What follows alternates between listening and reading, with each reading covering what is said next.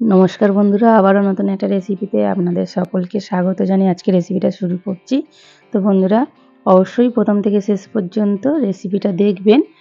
তো বন্ধুরা দেখুন, আমি এখানে প্রথমে কিছু সজনে ফুল নিয়ে নিয়েছি। সেই ফুলগুলো একটু ভালো করে একটু বেছে নেব।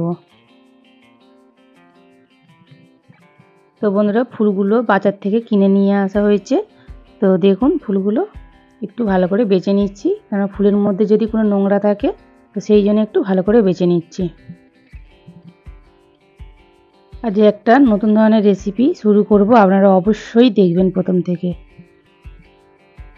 তো বন্ধুরা দেখুন, এইভাবে আমি সব ফুলগুলো বেছে নেব। তো বন্ধুরা, আজকের রেসিপিটা যদি ভালো লাগে লাইক শেয়ার কমেন্ট অবশ্যই করবেন, বন্ধুদের সঙ্গে শেয়ার করবেন, চ্যানেলটিকে সাবস্ক্রাইব করে পাশে থাকবেন, নতুন বন্ধুদের সঙ্গে শেয়ার করবেন। তো যেসব বন্ধুরা সাবস্ক্রাইব করে পাশে আছেন অনেক অনেক ধন্যবাদ। আর যেসব বন্ধুরা এখনও সাবস্ক্রাইব করেনি প্লিজ সাবস্ক্রাইব করে দেবেন। যদি কোনো নতুন বন্ধু এই রেসিপিটা দেখে থাকেন অবশ্যই একটা লাইক দেবেন, সাবস্ক্রাইব করে পাশে থাকবেন। তো বন্ধুরা দেখুন, ফুলগুলো বাছা হয়ে গেছে, ভালো করে বেছে নিয়েছি।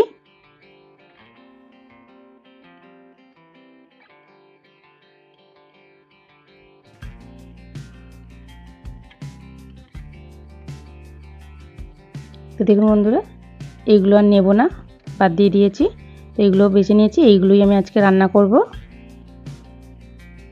এবার এগুলো খুব ভালো করে একটু ধুয়ে নেব।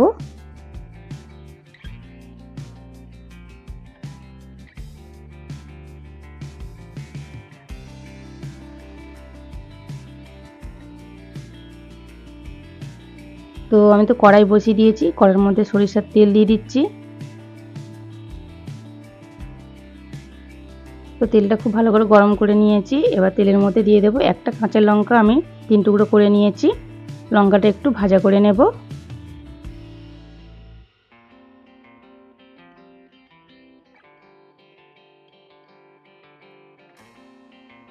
তো লঙ্কাটা দেখুন ভাজা করে নিয়েছি। এবার যে শাকগুলো আমি খুব ভালো করে কিন্তু ধুয়ে জল থেকে ভালো করে ছেঁকে ছেঁকে তুলে নিয়েছি, সেইগুলি আমি এবার তেলের মধ্যে দিয়ে দিচ্ছি। দিয়ে একটু ভালো করে নাড়াচাড়া করে নেব।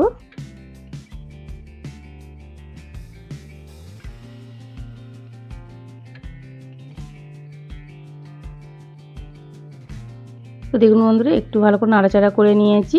এবার এর মধ্যে দিয়ে দেবো স্বাদ মতো লবণ।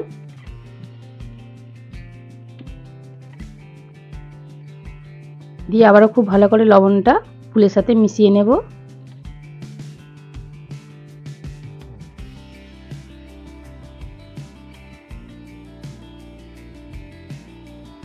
লবণ ফুলের সাথে খুব ভালো করে মিশিয়ে নিয়েছি। এবার আমি একটা থালা ঢাকা দিয়ে দেব। থালা ঢাকা দিয়ে দিয়েছি। এবার আমি 2 মিনিটের জন্য রান্না করে নেব। তো বন্ধুরা 2 মিনিট হয়ে গেছে। এবার থালাটা খুলে নিয়েছি। তো বন্ধুরা এর মধ্যে কিন্তু আমি জল টল কিছুই দেব না, এমনি থালা ঢাকা দিয়ে দিয়েছি, ভাপে কিন্তু রান্না হয়ে যাবে, যেহেতু নুন দিয়েছি। তো বন্ধুরা তখন আমি হলুদ দিতে ভুলে গিয়েছিলাম, তো সেই জন্য একটু হলুদ গুঁড়ো দিয়ে দিচ্ছি। দিয়ে খুব ভালো করে আবারও মিশিয়ে নেব।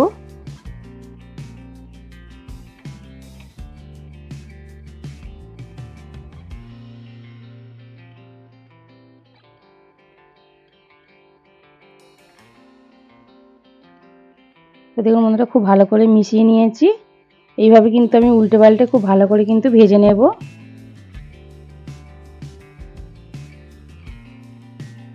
তো বন্ধুরা উল্টে পাল্টে তো ভেজেছি, এবার একটু আমি সরিষার তেল দিয়ে দেবো, দিয়ে আবার ভালো করে খুব ভেজে নেব।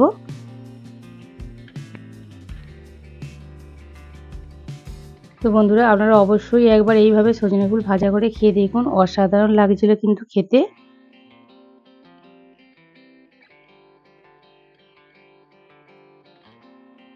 গরম ভাতের সঙ্গে কিন্তু অসাধারণ লাগে। তো দেখুন বন্ধুরা উল্টে পাল্টে কিন্তু খুব ভালো করে কিন্তু আমি ভেজে নিয়েছি, আপনারা দেখেই বুঝতে পারছেন। এবার আমি তুলে নিচ্ছি।